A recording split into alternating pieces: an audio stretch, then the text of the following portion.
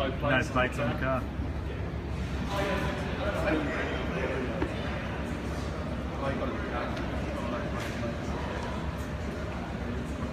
Guys, how's it going? You just saw my friend's 2012 Triumph Daytona SE almost being stolen.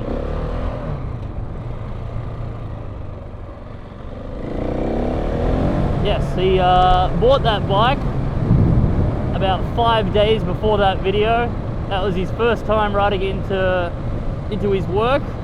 Parked it outside, and middle of the day, weekday, lots of people around, very busy street. A guy jumps out of a getaway car with no number plates on it and cuts the ignition barrel with a set of bolt cutters, jams a screwdriver in the ignition, smashes it with a hammer until he turns it on.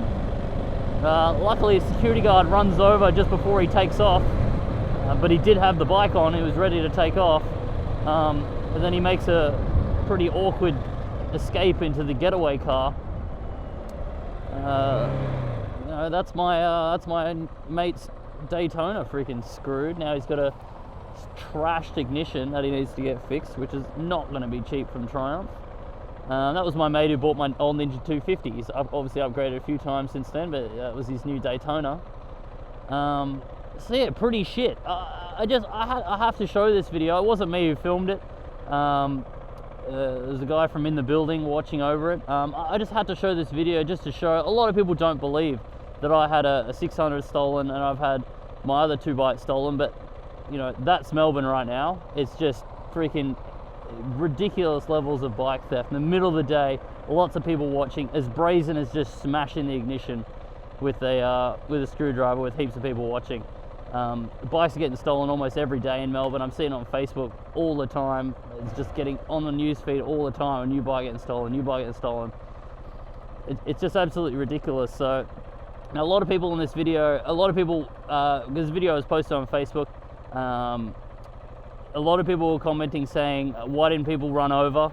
I thought that as well at the start of it, but then I stepped back a bit and I thought, you know, you've got a guy who's brazen enough to do this in front of so many freaking people, and he's got a 10-inch screwdriver and a hammer, mate.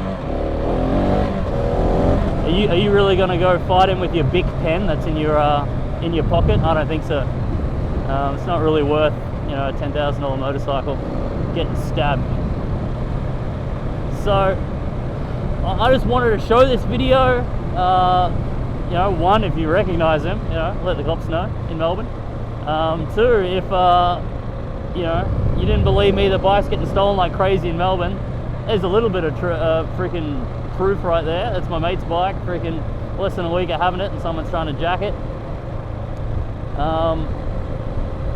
And also, I just want to know, you know, what you guys think we can do to stop this incredible bike theft happening. Just because I'm at the point right now, like, you know, I'm sitting on a $16,000 freaking bright orange money bag, pretty much, for thieves. You know, a KTM 690 is 130 kilograms. You know, Nerb can pick this thing up. He picked it up and put it on a freaking stump the other day.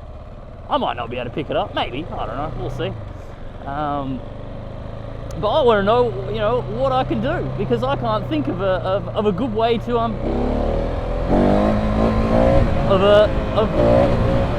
of keeping it safe. I just don't know what I can do to keep it safe. A lot of people said, Tom, why don't you have a GPS tracker? I've spoken to, you know, obviously I've had 3 motorcycles stolen in the last year.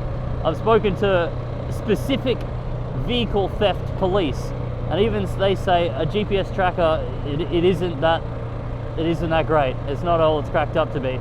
One, they're super unreliable. They require line of sight. If you're in a garage, a van, even a lot of pro bike thieves are using RF shielded blankets, which are just like metallic blankets that block the signal. People go to the extremes of building Faraday cages in their garages when they strip the bike. And even a lot of pro thieves can just remove it in 30 seconds, a GPS tracker. But even if all the stars align, you get your GPS locations, police are not allowed to search a house based on GPS. So you need a warrant or more evidence. By the time you get a warrant, then the bike's usually stripped or on a shipping container to Hong Kong.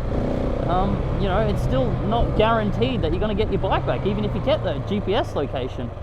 And a lot of the bike thieves in Melbourne are proper criminals with, you know, drug labs and guns and weapons and stuff. You don't really want to be going knocking on their door or anything. Oh no, I wouldn't be. It's not worth getting stabbed for a freaking motorcycle. As much as I love my motorcycle and I hate bike thieves, I kind of like my insides not being stabbed. So I want to know what's your ideas of really good bike theft prevention. You know, I've done everything I can. A lot of people think because I've had 3 bikes stolen, I don't protect my bikes. I don't want to live in a world where I can't ride my bike and park it outside without having to carry around a giant freaking train and a disc lock and a million other things. Because, you know, a lot of the times it wouldn't have saved me. My 636 was put in a freaking van. I saw it on a security camera, parked in front of security cameras, lots of people watching. About 30 people walked past when my bike was getting put on a van.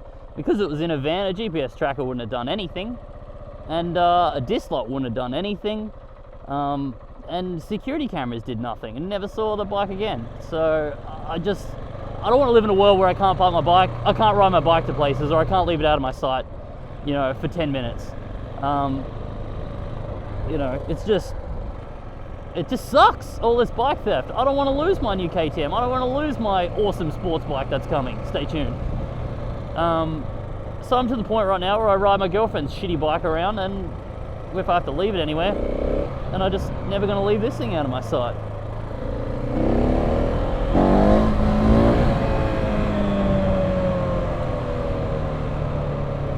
So yeah, I really want people to come up with a new freaking form of theft prevention.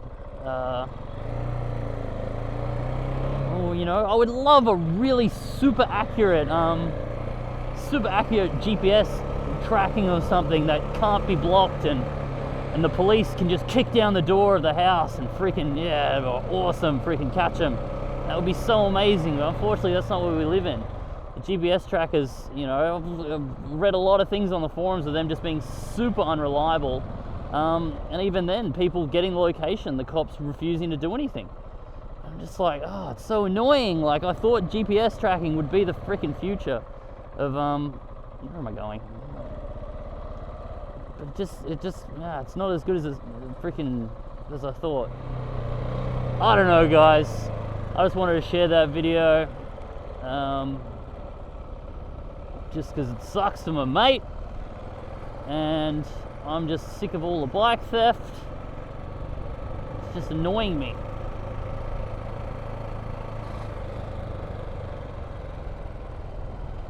Check out that KTM. Oh yeah. Look at that squid riding it. 50. So without further ado, here's Tom's new dirt bike. Ta-da! It's not a WR450, it's a KTM Enduro R690. A brand new one. It's actually got less than 10 kilometers on the clock, yet I'm out here in the woods already.